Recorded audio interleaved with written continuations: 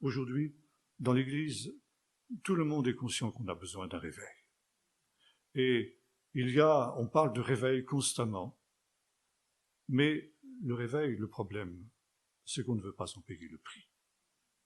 On veut un réveil, mais un réveil à bon marché. Un réveil qui ne nous coûte pas grand-chose. Et il y a plusieurs années de cela, j'entendais quelqu'un qui disait ceci, depuis la chair, il disait « Le réveil viendra par la louange ». Qu'est-ce que ça veut dire, ça?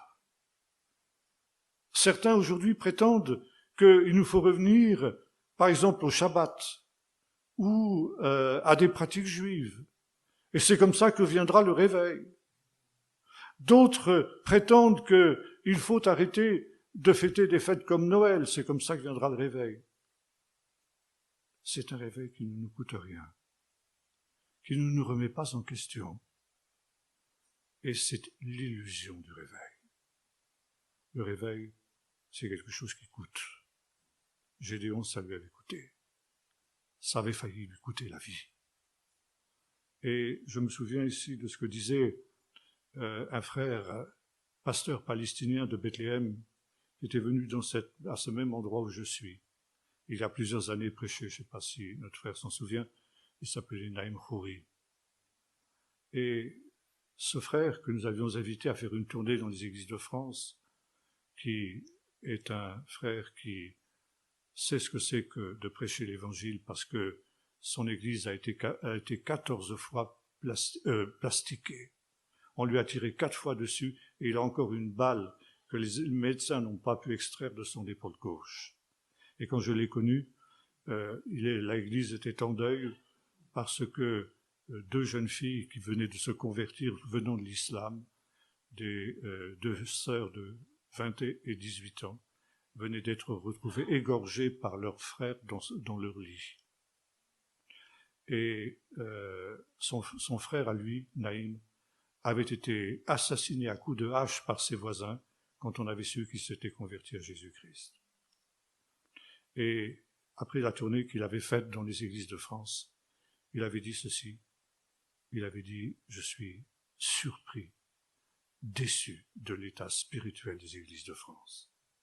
Je n'imaginais jamais que ces églises puissent être tombées aussi bas. » Et il nous a interpellés d'ici même, je me souviens, c'était moi qui le traduisais, il dit « Vous les chrétiens de France, qu'est-ce que ça vous coûte l'évangile? Ça vous coûte rien. Vous avez des splendides locaux, chauffés l'hiver, climatisés l'été. Vous avez des superbes voitures qui vous permettent de vous rendre dans des meilleures conditions possibles dans les lieux de culte. Et vous dites aujourd'hui il fait trop beau, je vais passer le week-end à la mer. Vous dites aujourd'hui j'irai pas à la réunion de prière parce que il y a un beau film à la télé. Vous dites je n'irai pas à l'étude biblique parce que c'est l'heure de la leçon de judo du petit, et il continuait comme ça. Ça vous coûte rien l'évangile. Nous, à Bethléem, les chrétiens qui viennent dans nos réunions, ils savent ce que ça leur coûte l'évangile. Quand le dimanche matin ils viennent au culte, ils ne sont pas sûrs qu'ils vont rentrer vivants. Et la différence, c'est que là-bas il y a un réveil. Dieu merci, il y a un réveil parmi les peuples arabes. Dieu visite les peuples arabes. Et les peuples musulmans, parce qu'il veut leur donner leur chance, avant le retour de Jésus, d'entendre l'évangile. Mais c'est quelque chose qui coûte. Et le réveil, c'est quelque chose qui coûte. C'est quelque chose qui représente d'abord un retour à Dieu. Et aujourd'hui, on veut faire l'économie de la repentance.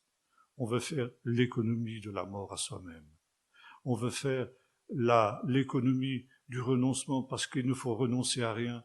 Le Seigneur est là pour combler nos moindres désirs. Ça, c'est le faux évangile qui est diffusé aujourd'hui par tous les faux prophètes, les 400 prophètes de Baal dont nous parlions hier.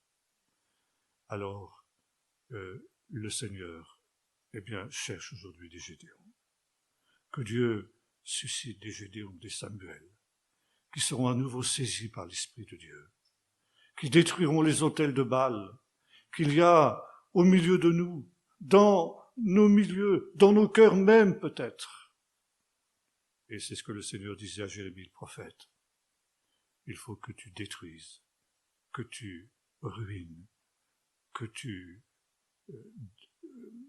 rendes absolument vaine tout ce qui s'oppose à la parole de Dieu.